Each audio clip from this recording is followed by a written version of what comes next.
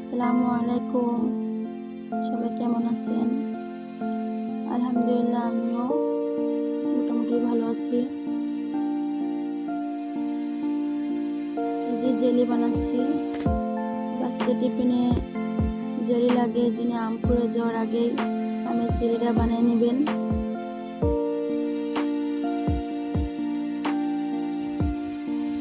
দেখতে থাকুন আমি কীভাবে জেলি বানাই। আর বাইরের খাবার কমই কিনা হয়, আমি কম কিনি। যেগুলো নিজের বাসায় বানানো যায় বানাই দিই স্বাস্থ্যসম্মত। এই যে আমের রস নিচ্ছি, আমটা সিদ্ধ করে পানিটা শুধু নিয়েছি, সেটা আর ভিডিও করা হয়নি। তারপর তার ভিতরে পরিমাণ মতো চিনি দিয়ে দিলাম, একটু ফুড কালার দিচ্ছি দেখতে একটু সৌন্দর্যের জন্য। আপনারা যা যা ইচ্ছা কালার দিতে পারেন, সমস্যা নেই। তারপরে চিনি দিয়ে নাড়াচাড়া করবো।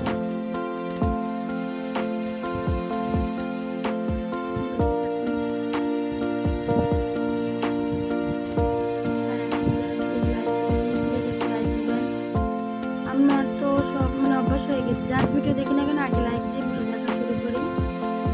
আর সবাই প্লিজ ক্লোজ করবেন। অনেক আপুরা আছে কমেন্ট করে চলে যায়, আমি দেখেছি অনেক আপুদেরই। প্লিজ এটা করবেন না, আমি কিন্তু ক্লোজ করি। আর হয়তো কমেন্ট করেছি, এটা কল আসলো, তারপরে কথা বলার পরে কিন্তু আমি সেটা আবার দেখে দিই।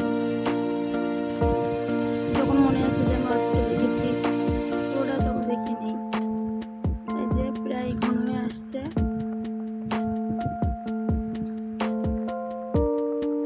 এখন তো একদম ওয়াচ হয় না, কেউ দেখেই না, ভিউজ নাই, এটা নিয়ে আর কি ভিডিও দিতে ইচ্ছা করে না। যে হয়ে গেছে, কি লেবু রস দিয়ে নিচ্ছি। নামানোর আগে লেবু রস দিলে আর কি সুন্দর হয়, আর বেশি জমাট বাঁধে না।